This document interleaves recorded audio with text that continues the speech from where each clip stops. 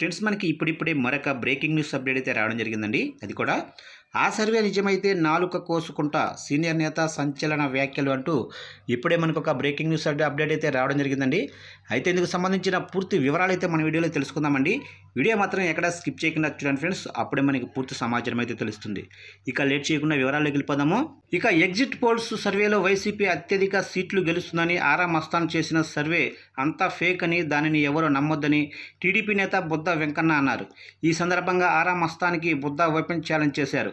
నీ సర్వే నిజమైతే నేను నాలుక కోసుకుంటానని, నీ సర్వే తప్పైతే నీ నాలుక కోసుకుంటావా అని బుద్ధ ఛాలెంజ్ చేశారు. ఇక ఏపీలో చంద్రబాబు ముఖ్యమంత్రి అయ్యాకనే అసెంబ్లీలో అడుగు పెడతా అని ఛాలెంజ్ చేశారు. ఇక జగన్మోహన్ రెడ్డి ఓడిపోతే అసెంబ్లీలో అడుగు పెట్టనని చెప్పే దమ్ముందా?